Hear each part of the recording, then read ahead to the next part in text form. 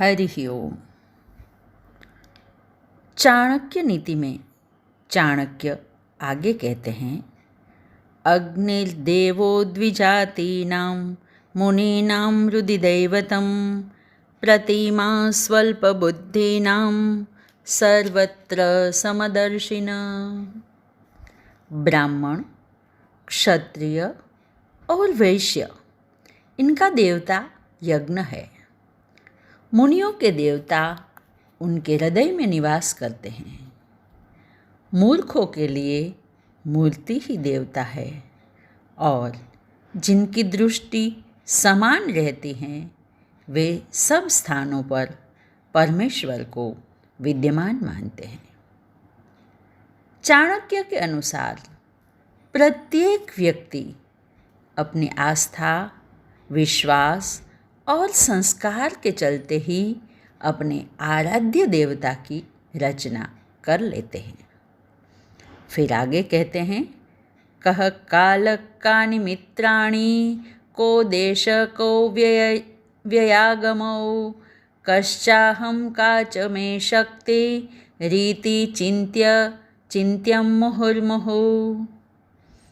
बुद्धिमान व्यक्ति को निम्न बातों पर हर समय विचार करते रहना चाहिए कि मेरा समय कैसा है, मेरे मित्र कितने और कैसे हैं, मैं जिस स्थान पर रहता हूँ वह कैसा है, मेरी आय और व्यय कितनी है, मैं कौन हूँ, मेरी शक्ति क्या है, यानी मैं क्या करने में समर्थ हूँ।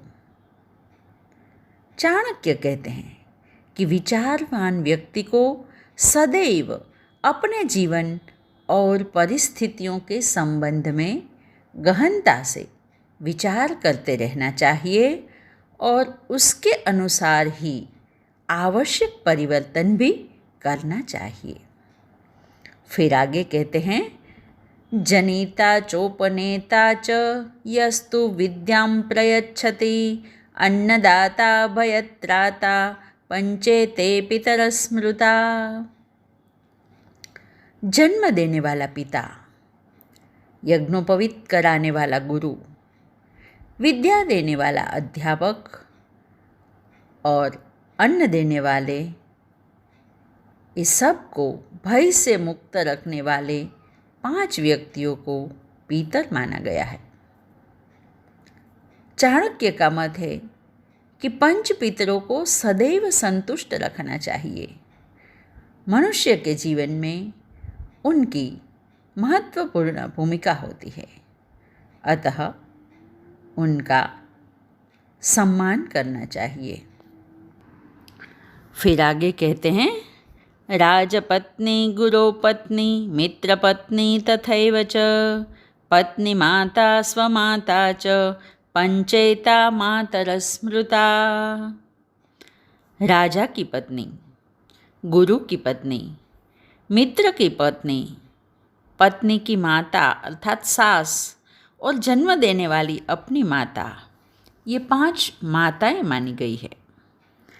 इस श्लोक में चाणक्य ने 5 माताओं को प्रतिष्ठापित करते हुए उनके प्रति कर्तव्यों के निर्वहन की बात कही है, अर्थात राजा की पत्नी, गुरु की पत्नी, मित्र की पत्नी, सास और अपनी जननी के साथ समान व्यवहार करना चाहिए।